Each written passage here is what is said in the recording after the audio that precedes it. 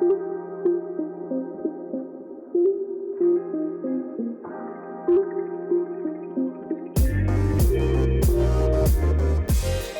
et bienvenue sur Storylifique, le podcast 100% outdoor.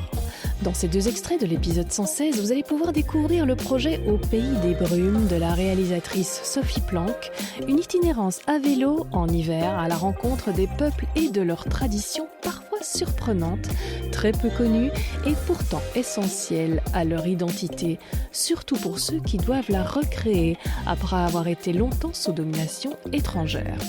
Pour savoir où se trouvent ces fameux pays des brumes, ainsi nommés dans l'histoire pour les protéger des convoitises, vu la ressource rare dont ils disposent, rendez-vous dans l'épisode.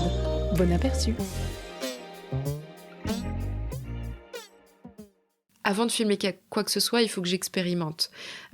Il faut que je sois sur le terrain, il faut que je ressente cette nature. Parce qu'encore une fois, nature et culture sont liées. Et quand je dis pensée sauvage, je pense vraiment à cette pensée humaine liée à son environnement. Et donc, j'ai besoin et envie de comprendre l'environnement dans lequel j'évolue pour m'intéresser à l'homme qui est dans cet environnement-là. Et souvent, tout est lié. Quand on comprend l'environnement dans lequel on évolue, on comprend l'homme en face de nous. On est même capable de deviner le caractère d'une personne en ayant compris l'environnement dans lequel il habite. Donc ça, c'était nécessaire. Et donc est né ce projet de traverser un hiver complet autour de la mer Baltique pour aller témoigner des cultures ancestrales baltes. Pourquoi l'hiver ? Oui. Parce que déjà, je vais voir des personnes pour parler de sujets intimes.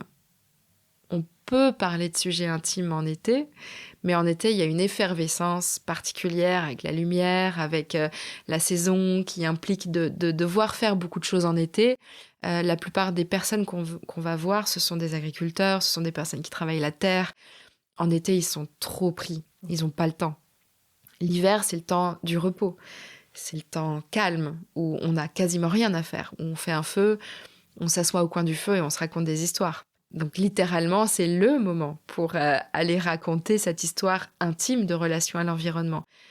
Et puis aussi, moi, j'ai cet attrait de l'esthétique. J'ai envie de montrer cette brume. J'ai envie, parce que les pays des brumes, c'est pas pour rien qu'on les appelle comme ça. C'est que les brumes d'évaporation, les brumes de forêt sont omniprésentes. Oui, c'est pas un nom que toi tu leur as donné, c'est un nom... Alors, c'est une petite anecdote intéressante. Lors de mes recherches, je suis tombée sur des textes et des récits d'archéologues qui racontent la route de l'ambre qui existait pendant très longtemps, pendant l'Égypte ancienne, la Grèce antique, etc. Ok, je connaissais pas la route de l'ambre. Donc, l'ambre qui est produit, qui a toujours été trouvé en mer Baltique, et notamment dans l'enclave de Kaliningrad, côte lituanienne, etc., ou Nord-Pologne, c'était une pierre très prisée en Égypte et en Grèce, tout simplement parce qu'elle n'existait pas là-bas. Donc on voulait quelque chose de rare, de beau, de précieux. Et cet endroit-là, il fallait qu'il soit préservé. Donc tous les marchands qui venaient en quête de l'ambre ne disaient pas d'où provenait l'ambre. La seule chose qu'ils pouvaient dire, c'est « Ah, ça vient des pays des brumes ». Sans dire exactement où c'est. Et moi, j'ai beaucoup aimé en fait cette appellation-là, parce qu'elle relève du mystère, ça relève de quelque chose de caché. Et ce que je vais raconter, c'est du mystère et c'est caché encore aujourd'hui. On n'ose pas trop en parler, on n'ose pas trop expliquer parce qu'on a peur du jugement. Et moi, j'ai été confrontée à ça aussi. Lorsque j'ai passé des coups de téléphone, j'ai été confrontée à des personnes qui avaient très peur de ce que j'allais raconter, de leur relation à la nature. Est-ce que j'allais juger ? Est-ce que j'allais les ridiculiser ? Il y avait beaucoup de questionnements par rapport à ça. Oui, j'entends dans le documentaire, tu dis, il y a quelqu'un, il a fallu 1 an pour que tu arrives à le convaincre de le rencontrer. Ouais, je pense à Vykintas, qui est un archéologue de renom en Lituanie. C'est quelqu'un qui est vraiment considéré comme une grande autorité. Tout le monde le connaît, tout le monde sait ce qu'il fait, tout le monde adore son travail de recherche, de préservation, justement de l'histoire lituanienne. Il faut savoir que la Lituanie, pendant le Moyen-Âge, ça a été le plus grand royaume d'Europe. Et ça comprenait donc la Lituanie actuelle, mais aussi une grande partie de la Pologne, une partie de la Biélorussie et de l'Ukraine. Donc c'était vraiment un grand, grand royaume pré-chrétien, parce qu'à l'époque, le roi, il était considéré païen, donc pas du tout catholique. Il s'est converti plus tard, le dernier, Jagiellon, à la religion catholique. Mais pendant très longtemps, c'était un royaume pré-chrétien. Et donc l'histoire de la Lituanie est très singulière, elle est très, très riche, très forte. Et donc lui, il fait partie de ces personnes-là qui travaillent beaucoup sur la préservation de cette histoire-là, des lieux sacrés qui sont encore entretenus aujourd'hui, etc. Et donc cette personne-là, au début, quand j'essayais de l'appeler, il me raccrochait au nez. Il voulait pas me parler. Genre, il m'a entendu parler anglais, dire que j'étais journaliste, réalisatrice pour la télévision française. Pout, bip, bip. Non, il voulait pas. Non. Et donc, j'ai envoyé des mails.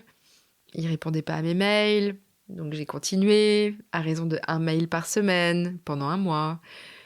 Ensuite, 1 mail tous les 4 jours pendant 1 mois. Et puis 1 mail tous les 3 jours, avec des petits coups de téléphone. Moi, je suis capable d'être assez insistante quand je sais que ça vaut la peine. Et puis un jour, je lui ai dit, mais écoutez, Vikinta, s'il vous plaît, laissez-moi vous expliquer ce que je voudrais faire. Laissez-moi vous raconter mon point de vue, mon histoire, et pourquoi j'ai envie de vous avoir au téléphone. Ça a fonctionné.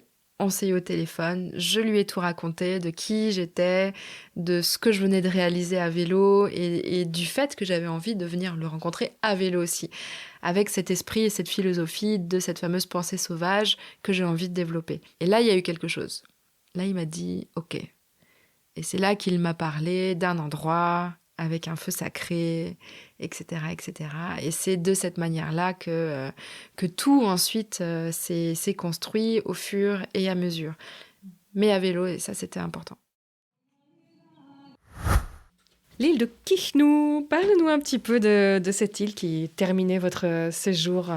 Alors, c'est une île qui se situe dans le golfe de Riga, exactement, dans la baie de Pärnu, qui est une ville en Estonie. C'est une petite île qui est considérée comme la dernière société matriarcale d'Europe. Forcément, moi, ça m'intrigue. Ah mais oui, mais moi J'ai aussi. envie d'y aller. Bon, alors, comment ils font ? On va dire c'est le dernier objectif professionnel, on va dire, du documentaire, avant de terminer en rentrant par la Finlande et la Suède pour terminer le voyage. Cette île-là, je m'y suis intéressée parce que je trouve en soi, elle pouvait bien conclure le documentaire, parce que sur cette île, comme sur n'importe quelle île, on a un microcosme, on a une micro-société, et c'est un peu, voilà, si on veut regarder l'humanité, il suffit de zoomer sur les petites îles pour voir un condensé de ce que c'est que l'humanité, à travers lequel on peut comprendre la relation à l'environnement, est-ce qu'on détruit nos ressources, etc., etc. Tout ce qui se passe sur une île, c'est visible. Si on déforeste massivement, au bout d'un moment, il n'y a plus d'arbres sur l'île et on est fichu. Donc, moi, ce que j'aime sur cette île de Kihnu, c'est que les gens sont très connectés à leur environnement. Et puis surtout, ils ont une relation très particulière à lui, et en particulier à la mer. Parce que sur l'île, il n'y a pas une personne qui n'a pas perdu quelqu'un en mer. Oui, ça m'a frappé.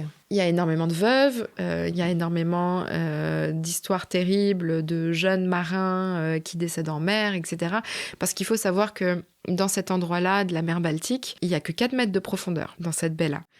Donc, quand il y a des tempêtes, c'est très dangereux. On peut vite prendre des cailloux, des rochers, et puis faire naufrage. Donc, c'est une zone qui est quand même assez malheureuse en termes d'histoire de marins qui disparaissent en mer. Et donc, la mer, elle a un impact majeur sur la population. Elle impose beaucoup de choses, en fait, au peuple. Si bien que les hommes sont très souvent en mer, voire 6 mois de l'année, et les femmes sont très souvent à terre et font le reste du travail agricole, de tissage, etc. C'est une population qui vit encore beaucoup des traditions. Ils sont 400, ils sont pas beaucoup.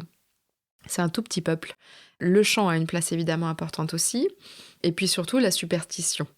Et moi, ça m'intéressait un petit peu d'aborder cette thématique-là, parce que ça fait aussi partie, on va dire, d'une culture. Quand on parle de spiritualité, de relation à la nature, de donner un esprit à un arbre ou quoi que ce soit, ça peut aussi relever de la superstition. Et j'aimais bien aborder un peu cette thématique sur cette île-là. Moi aussi. Mais attends, juste un instant, parce que ça me passionne, cet aspect-là. Ouais. Mais justement, les 6 mois en mer, je me demandais, c'est avec des retours ou c'était vraiment des grands voyages, ils allaient ailleurs? Et qu'est-ce qu'ils pêchent? Non, ça dépend. Alors, il y a vraiment des marins qui partent en mer 6 mois, et auquel cas, c'est sur des énormes des énormes bateaux où là, c'est des grosses campagnes de pêche.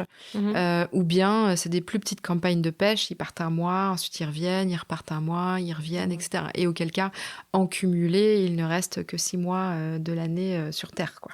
D'accord. Pour se reposer, etc., etc. Donc, ils sont pas souvent présents. Et puis, il faut savoir aussi, et j'ai discuté de ça beaucoup avec une femme en particulier, qui me disait que sur cette île, les femmes ont un pouvoir particulier.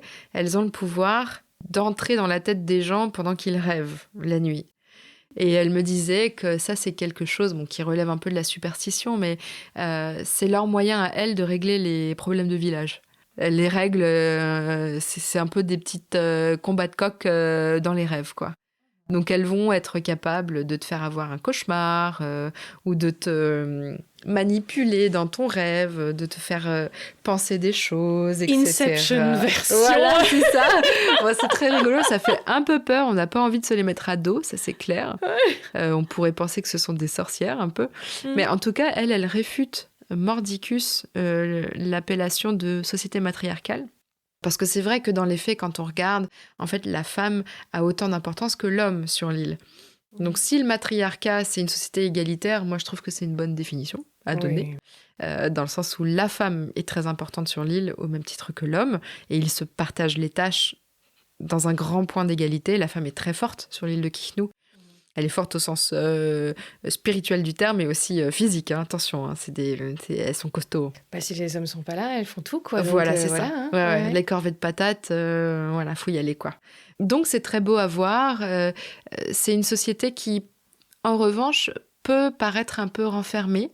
C'est-à-dire que c'est une population qui a un peu peur du tourisme en développement.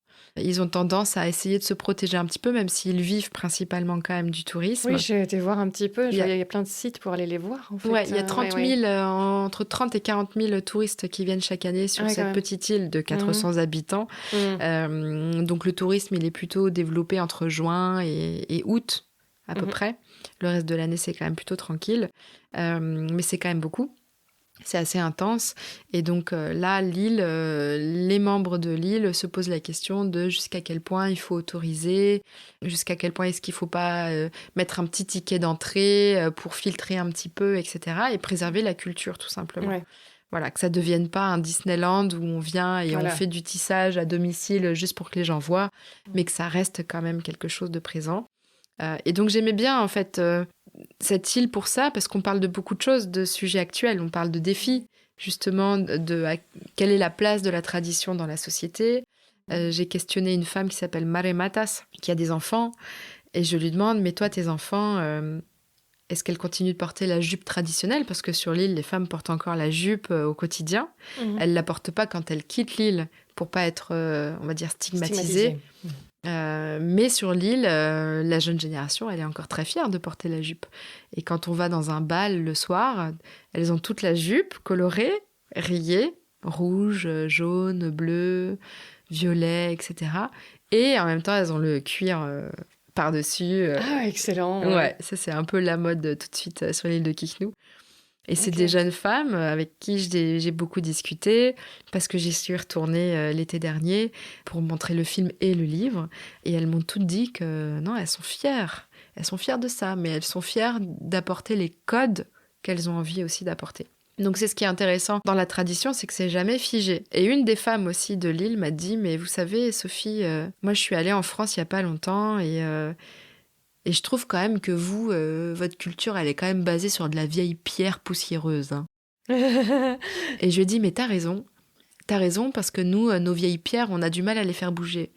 Et vous, au contraire, votre culture qui est basée plus le chant, la danse, la jupe, c'est des choses qui sont plus légères, on va dire, et qui sont plus faciles à faire évoluer.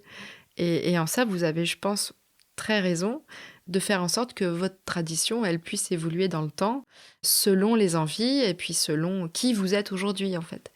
Et ça, c'est bien. Je trouve que c'est une bonne manière de redéfinir ce que c'est qu'une tradition. Parce qu'une société évolue très vite. En 10 ans, il se passe tellement de choses. Et ça fait du bien. Je trouve ça inspirant de se dire que c'est bien aussi de regarder un petit peu chez soi et d'essayer de faire un peu bouger les choses parce que nos sociétés entre il y a 50 ans et aujourd'hui sont pas du tout les mêmes. Ouais. Et c'est important de redéfinir qui nous sommes dans notre grande diversité, complexité, pour avancer tout simplement. Si cela t'a plu, on se retrouve pour la version complète dans l'épisode 116. N'hésite pas à en parler à un ami ou à un inconnu pour les plus audacieux. Vos recommandations sont ce qui aide le plus le podcast. Tu peux aussi t'abonner à la newsletter plus ou moins trimestrielle de Storylific ou sur les réseaux sociaux, là je suis plus régulière, tout est repris dans les notes. Et bien sûr, tu peux écrire un avis sur ta plateforme d'écoute. Vos recommandations aident vraiment le podcast à sortir du lot et à être découvert par d'autres. Mais surtout, quoi que tu fasses aujourd'hui, fais-le bien. À bientôt.